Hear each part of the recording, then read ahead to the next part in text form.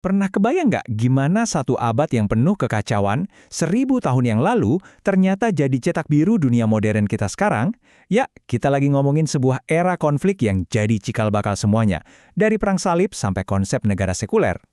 Coba deh bayangin adegan ini. Seorang raja dilucuti dari semua kemegahannya.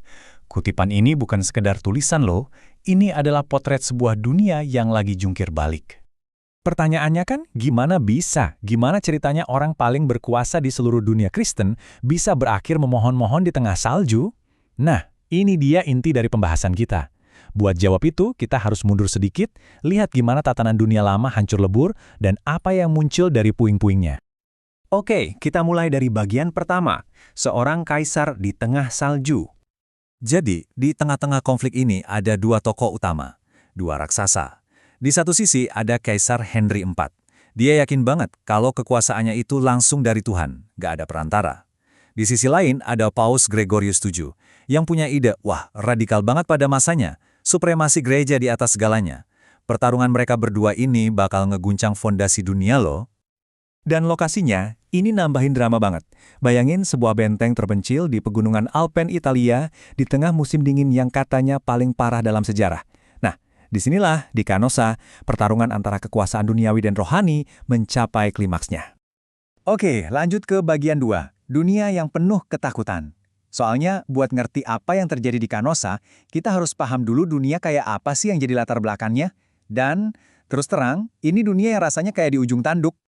Tatanan dunia yang lama itu lagi hancur-hancuran. Kenapa? Karena diserbu terus-terusan dari segala penjuru. Ada Viking dari utara dengan kapal-kapal panjang mereka. Ada penunggang kuda Majar dari timur. Terus, dari selatan ada bajak laut Saracen. Jadi, ya Eropa itu kayak dikepung, penuh kekerasan dan ketidakpastian di mana-mana. Rasa cemas ini, wah udah kayak racun yang nyebar kemana-mana. Orang-orang tuh hidup dalam ketakutan terus-menerus. Takut kelaparan, takut wabah penyakit, takut kekerasan yang gak ada habisnya. Saking parahnya, banyak yang percaya kalau mereka ini lagi hidup di akhir zaman, tinggal nunggu kiamat datang. Tapi, ini dia bagian yang mungkin bikin kaget.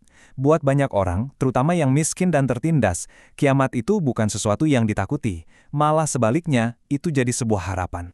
Buat mereka yang hidupnya udah kaya di neraka, hari penghakiman itu, ya, janji pembebasan. Satu-satunya cara buat ngakhirin mimpi buruk mereka. Nah, dari tengah krisis inilah, muncul sebuah respons. Kita masuk ke bagian 3, revolusi Paus. Gereja nggak tinggal diam, mereka justru meluncurkan sebuah gerakan yang radikal banget. Ini ide yang bener-bener jadi game changer. Bayangin, tiba-tiba ada gagasan kalau Paus bukan kaisar, adalah otoritas tertinggi di dunia. Titik. Ini bukan sekedar rebutan kekuasaan, ini adalah upaya buat menata ulang seluruh tatanan dunia di bawah satu payung spiritual. Pergeserannya tuh fundamental banget. Coba kita bandingin. Di tatanan lama, kaisar itu nomor 1, puncak kekuasaan. Tapi di klaim yang baru ini, Pauslah yang punya kata akhir secara spiritual, bahkan atas raja dan kaisar sekalipun. Jelas, ini tantangan langsung buat orang kayak Henry IV. Nah, sekarang kita balik lagi ke adegan awal di Canossa. Kenapa Henry IV sampai harus berlutut di salju? Karena Paus Gregorius udah ngeluarin senjata pamungkasnya, ekskomunikasi. Artinya, Henry dikucilkan dari gereja. Efeknya, semua pengikut Henry, semua bangsalannya jadi bebas dari sumpah setia mereka. Mereka nggak wajib nurut lagi. Nah, itulah kekuatan revolusi Paus kalau udah dipraktikan. Oke, lanjut.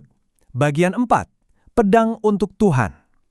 Revolusi ini ternyata nggak cuma soal ngatur raja-raja loh, tapi juga punya tujuan yang lebih besar, mengendalikan kekerasan yang merajalela saat itu. Jadi, masalahnya gini, karena nggak ada pemerintah pusat yang kuat, muncullah para panglima perang lokal, para ksatria dan bangsawan yang punya kastil-kastil. Mereka ini ya pada dasarnya kayak preman aja, bikin aturan sendiri, pakai pedang. Merekalah sumber anarki dan penderitaan buat rakyat jelata. Terus apa solusi dari gereja? Wah, ini strateginya cerdas banget. Pertama, mereka ngadain pertemuan-pertemuan raksasa di tempat terbuka, yang disebut perdamaian Tuhan. Kedua, mereka pakai senjata spiritual. Relik-relik suci dibawa keluar untuk bikin para ksatria ini bersumpah nggak akan nyerang rakyat sipil. Dan yang ketiga, ini yang paling penting, mereka mengalihkan energi kekerasan para ksatria ini, nggak dihilangkan, tapi disalurkan ke tujuan baru yang dianggap suci. Ini semacam rebranding total, sebuah transformasi identitas yang luar biasa. Para prajurit yang tadinya cuma tukang onar, sekarang dikasih tujuan yang lebih mulia oleh gereja. Mereka bukan lagi sekedar perampok, tapi kesatria Kristus, pejuang suci yang membela yang lemah dan melayani Tuhan.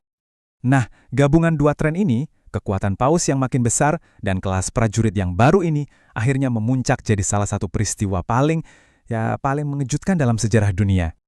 Tahun 1095, Paus Urbanus II melepas kekuatan baru ini. Dia menyerukan para kesatria Kristus ini buat apa? Buat melancarkan perang suci demi merebut Yerusalem. Ini adalah puncak dari revolusi Paus. Paus nggak cuma ngaku punya otoritas di Eropa, tapi dia benar-benar bisa menggerakkan pasukan raksasa buat perang ribuan mil jauhnya atas nama dirinya. Dan skala dari gerakan ini gila banget.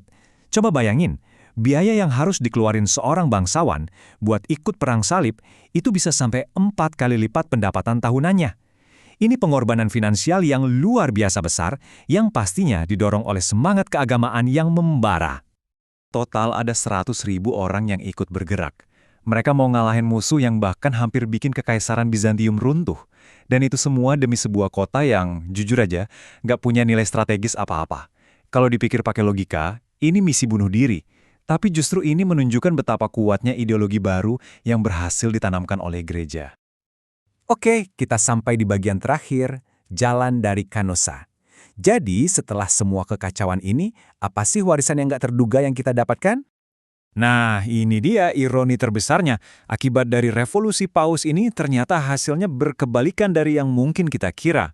Justru karena para raja ini harus melawan klaim otoritas total dari Paus, mereka jadi terpaksa membangun negara mereka sendiri jadi lebih kuat, lebih mandiri, dan sekuler. Mereka harus bikin birokrasi, sistem hukum, dan cara cari uang sendiri biar nggak kalah sama gereja. Jadi secara nggak sengaja, perjuangan buat supremasi rohani ini malah melahirkan konsep negara sekuler modern. Jadi, asumsi-asumsi modern kita soal gereja, negara, dan masyarakat sekuler ternyata lahir dari konflik di abad pertengahan yang sering terlupakan ini kan? Lain kali kalau kita bicara soal pemisahan gereja dan negara, coba deh ingat lagi kisah Kaisar Henry IV yang kedinginan di salju Canossa. Ternyata, akar dari dunia modern kita seringkali tersembunyi di tempat-tempat yang paling nggak kita sangka.